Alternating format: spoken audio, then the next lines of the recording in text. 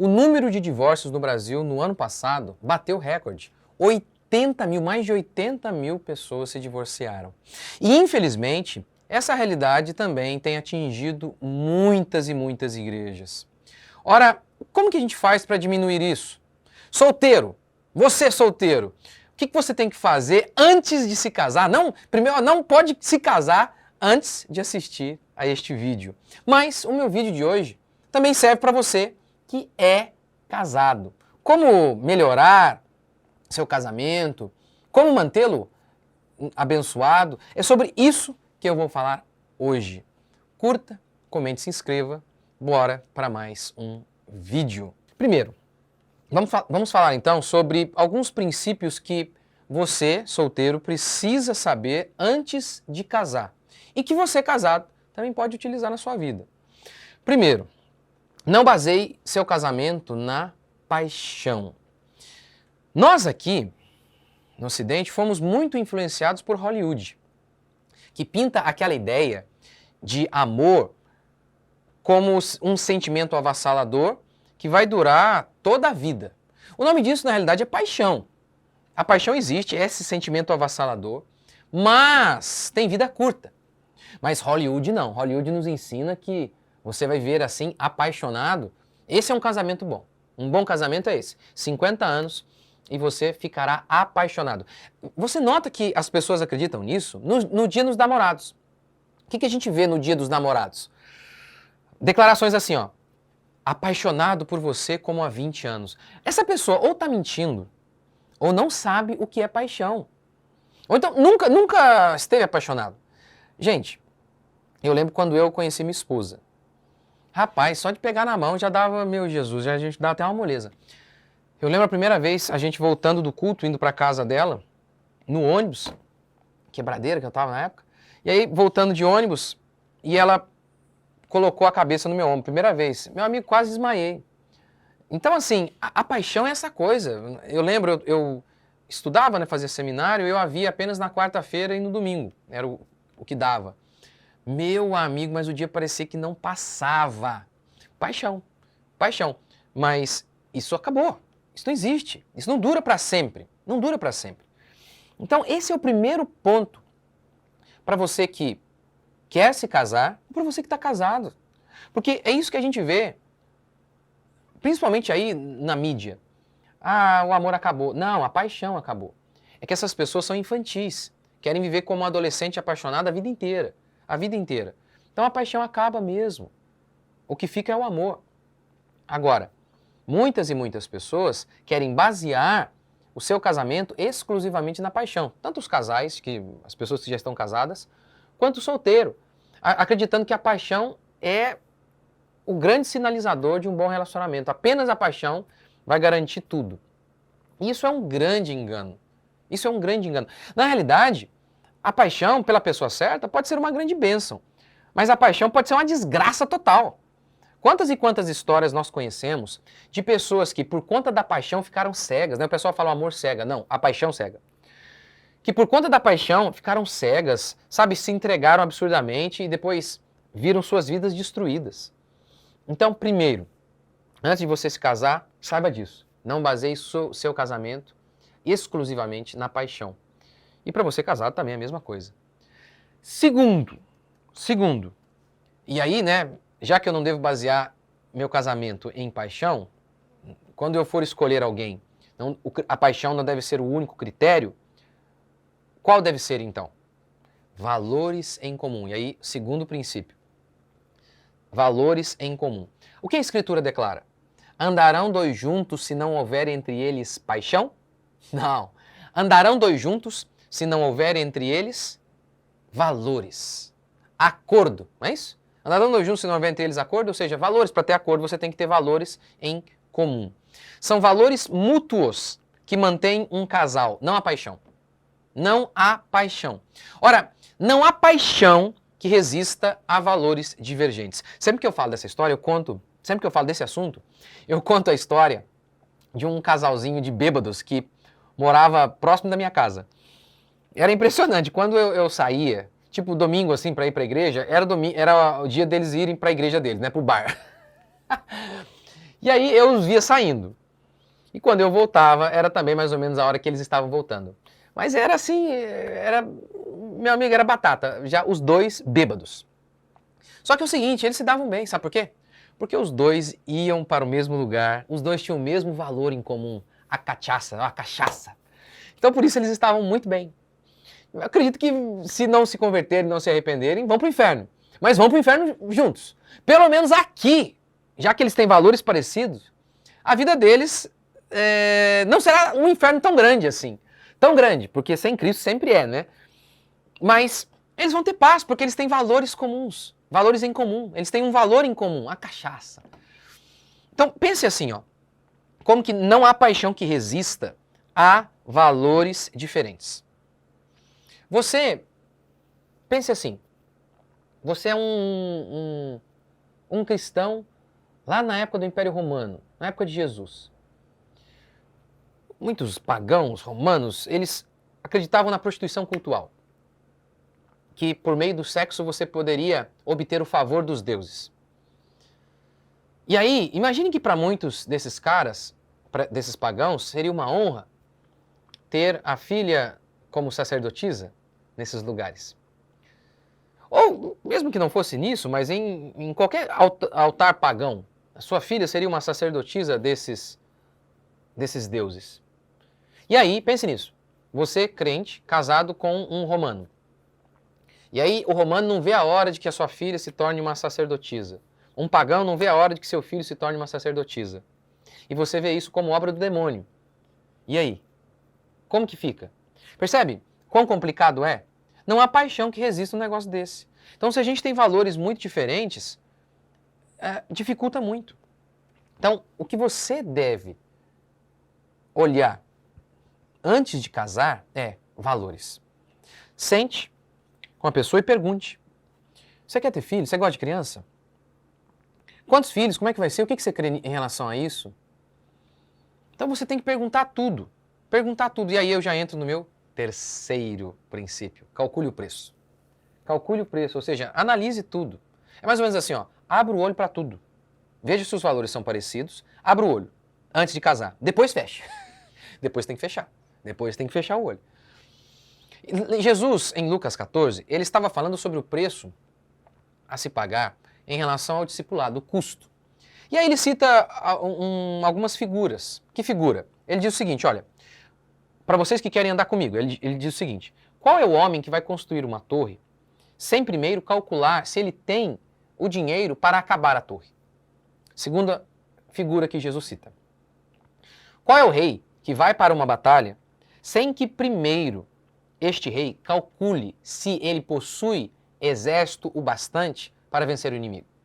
Aí Jesus está dizendo, olha, o mesmo acontece comigo, com a minha caminhada, andar comigo. Vocês precisam calcular o preço antes. Antes de andar comigo, ver se vocês dão conta de pagar. E aí, venham andar comigo. E aí Jesus diz, porque aquele que põe a mão no arado, ele não é digno se ele olha para trás. Qual que é a ideia aqui? Então, pense muito antes de casar. Que depois, pense muito antes de pôr a mão no arado. Porque depois que você colocou, você tem que ir até o final. Você não pode deixar ali o campo arado pela metade. Você precisa ir até o final. Então calcule o preço. Abra bem o olho. Se não vale a pena pagar o preço, então, meu amigo, fique solteiro. É mais barato. Avalie. De repente, o parente. Parente muito difícil. Avalie se você ama a sua esposa, você está disposto. Faça o cálculo. Porque não adianta, os parentes vão estar com vocês. Não adianta, sabe, depois, não era bem assim. Não, você tem que imaginar antes. Você tem que calcular antes. Calcule. Eu lembro uma vez, aconselhando um jovem casal que eles queriam se casar. Um rapaz teve um filho, ele nem era casado, mas teve um filho. Isso é uma cena que se repete muito, né, hoje. Teve um filho e a moça, né, a ex-namoradinha dele já havia se casado. Ele não era casado, mas ele tinha um filho. Então a moça veio me perguntar o que você acha. Eu falei, olha, calcule o preço. Calcule se você está disposta a pagar, porque é bem provável que você vai ter questão de ciúmes. Por quê? Essa filha une o seu marido à mãe dessa criança pro resto da vida. Então, A questão é calcular, depois não reclama. Depois fica lá, nossa, mas... Porque como é que vai fazer? Por exemplo, a filha, o pai vai ficar impedido de ver a filha? Que é o que muita gente faz. Então você tem que calcular. E calcular, combinar as coisas. Isso é fundamental. Se você acha que depois de fazer a conta não vale a pena, então não pague esse preço. Ao invés de, depois que você já fechou o contrato, você querer ficar dando para trás. É melhor não fazer voto do que fazer voto e não cumprir. Então, pense bem antes de casar. Quarto conselho, e aqui é principalmente para quem vai se casar mesmo, né? Você não precisa ter tudo para se casar. Porque você já notou isso? Como que hoje as pessoas, estão se casando a cada dia mais tarde, né? Um dos motivos, isso tem muito a ver com o fato da revolução sexual. Por que casar se o sexo é o prêmio para o casamento e as pessoas já têm o sexo antes? Então não há um estímulo mesmo ao não casamento. Mas também por conta esse atraso para o casamento também tem muito a ver com o fato de que nossa geração é hipermaterialista. É impressionante. As pessoas querem, a moça, ela quer ter tudo que ela tem na casa dela, com os pais, agora com o marido. Quer ter tudo que o pai tem, eles querem já ter no começo da vida deles. Ora, quando o seu pai começou, ele não tinha.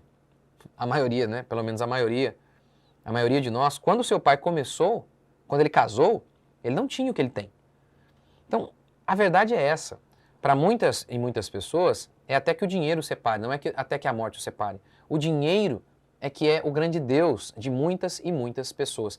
Você não tem que construir tudo para daí casar. Não, você tem que casar e construir a sua vida. É assim que funciona. Gente, eu lembro quando eu casei, meu Deus do céu, é uma situação calamitosa. Eu lembro que sair para comer, era comer pão com mortadela na casa do meu pai ou alguma refeição na casa do meu pai. Então não saía para nada, mas nem para um lanche, não tinha. Não tinha. E aí a gente foi construindo a nossa vida. Então você não precisa ter tudo para casar. Não precisa. Esse discursinho da prudência é como... Oh, meu Deus do céu! Como que o incrédulo, ele veste a roupa da prudência, né? Como que a covardia veste a roupa da prudência? A questão é saber, se você tem idade, você trabalha, ainda que você ganhe pouco, você tem uma pessoa que corresponde a você, tem os mesmos valores que você. Ora, não tem nada mais grandioso do que o casamento. Quanto mais você adia, menos tempo de casamento você terá. Então você não precisa ter tudo para se casar. Quinto, isso aqui vale para você solteiro e para você casado. Saiba que vai ser difícil. É difícil sim. Então, sabendo que o casamento tem as suas dificuldades porque somos pecadores, primeiro, não tenha plano B. Eu estou casado há 18 anos com a minha esposa, né? E eu não acredito a gente não acredita em divórcio. Eu acredito, obviamente, Mateus fala da cláusula de exclusão, né, em caso de adultério. Então, nós não pensamos eu sei disso, mas nós não pensamos em divórcio. Isso é muito interessante, porque há pesquisas, se eu não me engano, qual livro que eu li isso, gente? Ah, meu Deus, eu não vou citar a fonte para vocês aqui, não vou lembrar a fonte, mas eu lembro de um livro sobre casamento, em que o autor falava sobre pesquisas que revelavam a diferença entre casais que permaneceram juntos e casais que se divorciaram. E um dos elementos é que esses casais que permaneceram juntos, eles tinham como valor a ideia de que não iam separar. E aí o que acontece? Quando você entende isso, você não tem plano B. Você só tem um plano. O seu casamento tem que dar certo. Agora, se você já casa, se não der certo, a gente volta. Volto para casa da minha mãe. Não vai dar certo. Não vai dar. Não vai dar. Então, assim, eu lembro, isso era tão forte para mim, quando eu casei, né, aí um dia lá a gente teve uma discussãozinha e minha esposa foi pra sala. E aí eu tava pronto pra dormir, né, e aí eu falei, ué, Dani, o que você tá fazendo aí? Não, eu vou dormir na sala. Não, nós vamos dormir junto aqui. Não, nada disso, brigamos, mas já pedimos perdão, é de conchinha ainda. Porque a Bíblia fala isso, não fala? Não deixe o sol se pôr sobre a vossa ira. O que significa essa expressão? Você tem até às 6 da tarde para ficar irado. É óbvio que é só uma figura, né? Para retratar o seguinte, é normal que a gente fique chateado, irado, é normal. mas não deixe que isso se prolongue. Então, na realidade, as pessoas falam, eu quero ficar melhor para daí então perdoar. Não, perdoe, aí você vai ficar melhor. Perdoe. Perdoe. Então, não tenha plano B. Não tenha plano B. Você, principalmente você, homem, você não é moleque, não é? Então, você, homem, honre suas calças. E você não vai jurar lá no dia do casamento? Até que a morte separe? Quer dizer, se um pastor decente fizer o seu casamento, é assim que você vai fazer. Então honre a sua palavra. E aí vocês vão melhorar a cada dia. E aí, um segundo ponto aqui, dentro desse meu quinto princípio, né? Sabe que a vida é difícil, portanto, primeiro, não tenha plano B. Segundo, tenha disposição de melhorar todo dia. Como que os homens, sabe? Eles buscam o tempo inteiro métodos. É impressionante. É impressionante. Eu ensino homeschooling, meus filhos praticam homeschooling, educação domiciliar, e eu tenho também um curso de criação de filhos. Mas é impressionante como que as pessoas, quando elas me procuram, elas querem uma chavinha, uma chave mágica, assim, que eles vão girar e tudo vai se abrir. Como que eles acreditam na apostila mágica, na regrinha mágica para criar o filho, e não existe. Não existe, não é isso que eu ensino nos meus cursos. É claro, há alguns princípios, mas o maior de todos é a sua melhora, pai, mãe, esposo e esposa. É isso que determina um casamento feliz. O desejo de melhorar todo dia. Todo dia. E isso acontece por meio da leitura da palavra, da exposição da palavra. Frequentando uma boa igreja, você terá pessoas que irão repreendê-lo quando você estiver errado. Então, isso é assim que a gente melhora, através de livros de pessoas. E você vê tudo isso na igreja. Quando, por exemplo, você casa e você pode ter uma divergência com a sua esposa, veja a importância de ter alguém de fora para te ajudar. A igreja é isso. É coisa então que você não pode ter aqui, apenas acompanhando pela internet. A importância então de você frequentar uma igreja. Então, tenha a disposição de melhorar todo dia. E aí o que vai acontecer é que chegará um ponto que seu casamento não vai ter briga, é o normal. E vai ser normal assim. Normal. Na realidade, se você é garoto, e você teve uma boa educação, uma educação de fato real, como eu ensino no meu curso de criação de filhos, é bem provável que mesmo sendo difícil, você já vai começar muito bem o seu casamento. Muito bem. Por quê? Porque o seu pai, eu tenho uma aula e eu ensino sobre isso no meu curso de criação de filhos, seu pai te quebrantou, o seu pai tem que te quebrantar.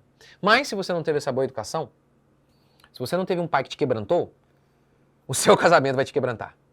Pode ter certeza. Vai ser difícil no começo. Sim, se você não teve uma educação, um pai que te quebrou no meio, porque você é maligno e depravado, e os pais são esse instrumento de Deus para nos quebrantar. Se você não teve esse pai, vai ser um pouco difícil no começo. Eu não vou errar, tenho certeza, vai ser bem difícil no começo. Mas se você não desistir, se vocês não desistirem e perseverarem, Deus vai quebrantar vocês. Porque é isso que a gente precisa, de pessoas dóceis e mansas no casamento. E se você tiver o desejo de melhorar dia a dia, o seu casamento vai melhorar. Isso então serve para você que quer casar e para você que já está casado. O que vocês acharam deste vídeo, dessas dicas? Me ajude, recomende para muitas pessoas. Deixe seu comentário. Deus abençoe. Até o próximo vídeo.